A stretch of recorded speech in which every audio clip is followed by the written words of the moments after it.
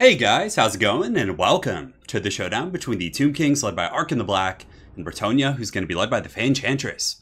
So we're back at it again with some Sniper Giant action. You can see we do have a Bone Giant as well as two of the Ushabti with great bows. So we're going to be having a mobile firing battery. Well, I guess they're kind of mobile. I mean, Ushabti do have a 54 speed, but let's actually go ahead and look how quick the Bone Giant is. So he's at 32 speed, so basically like infantry sized. But anyways, we're going to be facing off against Bretonnia, and it looks like they do have a bit of a mixed forces army. They have some men-at-arms, a couple of the regiments renowned, the companions, which are actually not bad at taking out Ushabti. They do have a 48 armor-piercing weapon strength, so definitely bringing some good stuff to the table. But as far as my army goes, in the front line, it's going to be a combination of skeleton warriors and tomb guard. So I wanted to have tomb guard, of course, to hold my front line since I'm a very missile-centric build here. Normally if I'm using like constructs like Necro Sphinxes and Kemrian War Sphinxes and Tomb Scorpions, you can get away with using like a chaff front line because those constructs are going to be doing the heavy lifting. But if you're going to be using these missile-centric units, especially the Bone Giant, you definitely want to invest in a bit of a mid to upper tier front line. So we do have two Tomb Guard, one on each flank, two Skeleton Warriors between them. And then in the center, we do have the Kepra Guard. So the Kepra Guard, of course, one of those all-purpose units, pretty much just the Tomb King's equivalent of the Stearnsmen. We have Ark in the Black here. We do have the Purple Sign of Xarius, Soulblight, I think, and Spirit Leech. So we're not going to be using Fate of Una because it's not very fun.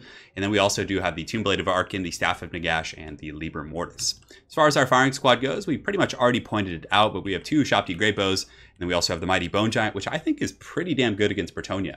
He does magic damage, so he circumvents any physical resistances, and then on top of that, he does have anti-large. Very good against Bretonian Cav if he's just left unimpeded.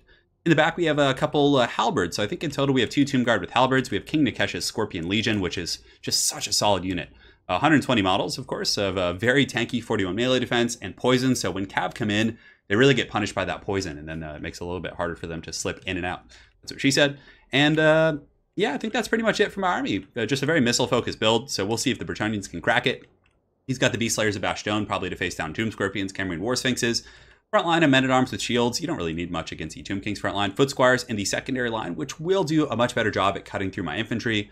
A Grail Reliquae, which is also good against Tomb Kings because it gives them immunity to psychology, hence making it so your low-tier men-at-arms aren't really going to break against like construct spam. And a couple groups of Peasant Bowmen with the Fire Arrows. He has the Companions. He has the Grail Knights. He also has the Knights of the Lionhearted. Another good choice. Anti-large. Solid stuff. And more Grail Knights. So yeah, liking the army for my opponent. But anyways, guys, let's get this show on the road. So we're both in the trees here, which is a little bit annoying. I didn't look at the map. Excuse me. I didn't look at the map there. Just having Nurgle chokes over here. But I didn't look at the map like I said. So I have to advance out of the forest here. And we're going to be running over into this kind of swampy area just so my missiles aren't obstructed. And it looks like my opponent is in a bit of an exploratory phase as well, looking for my army, trying to position.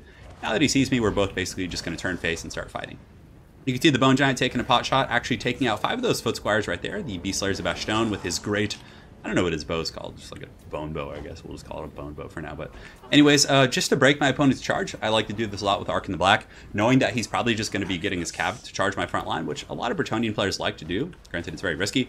I'm going to run forward and just summon skeletons. So I summon skeletons in front of his 2 cav units, and now you can see they're just going to get mucked up, and they won't know what's going on. They're going to be taking, Ushabti Great Bow fire and Bone Giant fire and just all this stuff as they advance. And in the meantime, my Bone Giant plus my Ushabti Great Bows are just basically shooting at whatever they can hit. Foot Squires, all that kind of stuff. So in the front line, we will be charging in just a second. I'm pretty sure I didn't miss my charge here, but we'll find out in a moment. And you can see the Peasant Bowmen are actually going to be a really good choice at shooting at the Kepra Guard and different things like that. And yeah, I should have countercharged here, but I'm so used to just bracing against Cav because of the bonus versus large. But the Companions get in there and they get some nice karate chops on my skeletons. So this is going to be a little bit tough. Granted, I do have the Ushabti Great Bows and the Bone Giant who are all kind of standing to attention here. And it looks like I may have missed some of my charges in the front line, but it's not the end of the world. So we are fighting the men-at-arms here. The Skeleton Warriors are going to have a bit of a wet noodle contest here. And a little bit of repositioning, but Ark in the Black, his summon doing a very good job at pinning down the Knights of the Lionhearted. Definitely solid stuff. It just screwed up the AI. So now he has to remicro those. And you can see he's going to push through. They'll probably get caught on these skeletons. Just such an annoying thing. So just kind of a repositioning to get better line of sight. I'm pulling my Ushabti into the low ground. The Bone Giant, of course, is obstructed because I had him shooting at the Grail Knights there for a moment. So we'll be switching him in just a second. But a very nice charge from my opponent. He gets a Lance Formation charge right into the Kepra Guard. Thankfully, they are the Kepra Guard. So they're going to be a little bit more durable, not just going to get, whomped on here. And it looks like on the far side, just mostly Foot Squires colliding with my Tomb Guard and Skeletons. So bit of an even fight so far. No early victor, I should say. So there looks like there's some witchcraft going down. A Soul Blight used on my troops, which is going to help. The Bone Giant clubs one of those horsemen that come through. And the Ushabti Great Bow are now just shooting into the various cav units. So they're shooting into the Grail Knights, shooting into the Companions over here. and the Bone Giant will be online. You can see my opponent trying to focus Arc in the back with the fire arrows. Let's see where this Bone Giant's going. I forget what he was shooting at, but I think, yeah, unfortunately he got like obstructed and just pulled his arrow back. It's really annoying when that happens. But over here, the Tomb Guard are holding back the Bretonnians. So right here, I saw a good opportunity, like Purple Son of Xeria. So it goes in there and it just tears these guys to shred. You can see the Fell Magic is going to be up there, and that's a pretty cool, very Lovecraftian looking ability right there. But it does a massive amount of damage to the Cav. The Knights of the Lionheart just get eviscerated by it. It basically kills the Foot Squires. Just solid use of the Purple Sun right there. And the Tomb Guard takes some damage, but you know, obviously I came out ahead there. So in the meantime, the Ushabti Great Bows are going to be turning and shooting at these Knights of the Lionheart as they do retreat, hopefully doing some good damage. The Bone Giant's going to be taking a lot of work, but now he's going to be able to shoot. So let's see where this bow's going. And it looks like it's going to be coming over here, the Fat Las Cannon into the Grail Knights. And here it comes. It looks like it's a bit of a swing and a miss. It does take that one really unfortunate Grail Knight off, but it's been doing pretty good for me. I haven't showed you guys the best of the shots here, but the summoned Ushabti are in the back line now, so they're going to be going after the Peasant Bowmen and some of these other troops. And you can see the front line of Bretonnia is starting to look a little bit thin. Another Las Cannon shot tearing into those Grail Knights, doing heavy damage.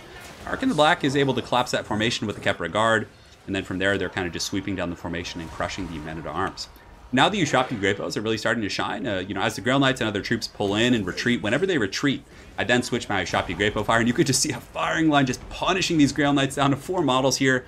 And another thing, whenever you're using these missile-centric builds, is you want to try, you know, as much as possible to remain disciplined. So every time, you know, I overextend with my Tomb Guard and my King Nikesha Scorpion Legion, I pull them back and make sure that I have constant coverage on my Ushabti, just so the Bretonnians can't squeak in. So now you can see I'm just shooting these companions right here. I use the Soul Blight to butter them up for some of my low-tier spears right here. The Liber Mortis also going down. And I decide to push in my halberds right here to help out. So it looks like there's going to be some Fey Enchantress bombing going on. And those Grail Knights just getting, or the companions just getting pounded by that Bone Giant. Just some massive damage coming in. Here comes the Chalice of Potions right in the middle, and it gets a really nice contact with those Skeleton Spears. Had it been a little bit further back on those halberds, it definitely would have been a bit more beneficial for my opponent, but still getting some good value. But the companions are just getting dragged through the mud, though. The two groups of Ushabti Great Bows are just picking them apart. You can see the Grail Relic right here has fallen to Arc in the Black and his legion of Skeleton Warriors and Halberds. And I basically just use the Spirit Leech to make sure that thing is going to go down and not come back in the 4th quarter.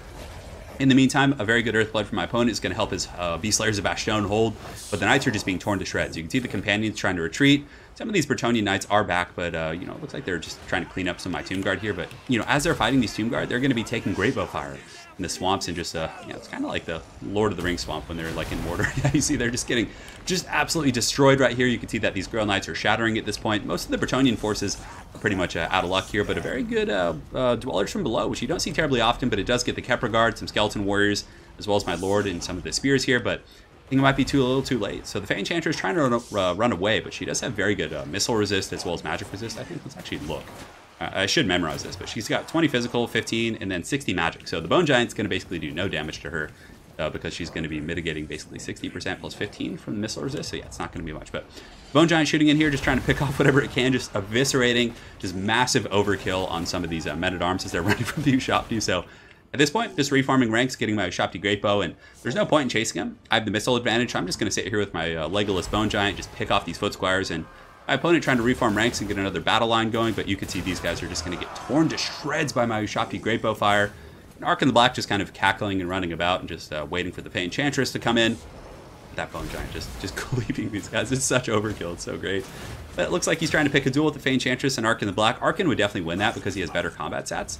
So I get a charge in, I decide to pull back, and then I summon some Skeletons right here. The Skeletons are just going to muck these guys down and shatter them, and that's pretty much going to be all she wrote for the Bretonnians. So yeah, that build I think is very powerful against Bretonnia. It's tough because the Bretonnian infantry isn't the best, and it's with good halberd play and good supporting spear play, it's very tough for the Cav to get into the cookie jar. I'm trying to think about how I would beat that build as Bretonnia. Maybe just go like with a really heavy infantry core, like super wide, and just bring like 1 or 2 Cav units and play super conservative, just like hide them until the battle's really starting. So we can actually go ahead and let's go and do some theory crafting, guys. It's always a bit of fun to do that with y'all. All right, guys, now let's go ahead and take a look at what I would probably bring against that Tomb King's build. So firstly, I'd probably go with the Fey Enchantress on her Mighty Unicorn. Healing, of course, is always very good, but let's go ahead and get these abilities, just Regrowth and Earthblood, as well as the Chalice of Potions. I mean, the Dwellers Below can be good, but I think this is pretty safe. And, you know, something I've been wanting to experiment with, and I have had a little bit of success, is actually with Battle Pilgrims. They hit pretty hard against, like Skeleton Warriors and things like that. So let's give it a try, and you guys will have to try this build out and let me know. I've tried it once or twice with some success. So we'll get the battle pilgrims, we'll get 2 foot squires just to get that anti-infantry, and you know, it does help a little bit against some more armored troops here. So this is a pretty aggressive front line here. Probably go with the double paladin, just get them on the Pegasus, because Ushabti can take them down, but with regrowth and, you know, a good side strafing, these guys are very good at like taking out Ark in the Black and going after some of those bone giants and things like that. So that's that for now. As far as other troops go, I do like the peasant bowmen. I feel like just like with sheer numbers, they can actually do some pretty good work there. But the fire would be only good against the lords, and their AP is so low. I don't think it's optimal to snipe lords there.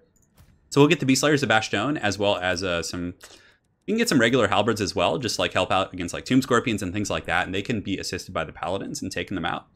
Top of that, probably just get some Grail Knights here. Yeah, that's already pretty darn expensive, but I feel like a build like this might work. I don't know how much I like the peasant bowman in this matchup. I mean, we could cut, for example, like one of these foot squires and then get like 2 of them. That's something we could think about. So yeah, let's actually cut these guys. We'll get this, and that actually looks like a pretty like decent, well-rounded front line there. And then from there, we can just get like a couple peasant archers just to provide utility and do some work. But that infantry line, I feel like with the paladin support, could be pretty aggressive and push through my initial front line.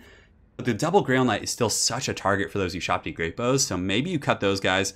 You could even like just, yeah, but against like constructs, it's so good. So maybe you cut one of these and just go even wider and get like men at arms and swarm up and around the flank. So yeah, you could like do something like this.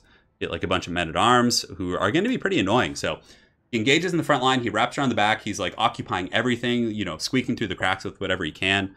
And yeah, something like that could be okay. And maybe you just cut this and get like one more halberd, because against like construct play.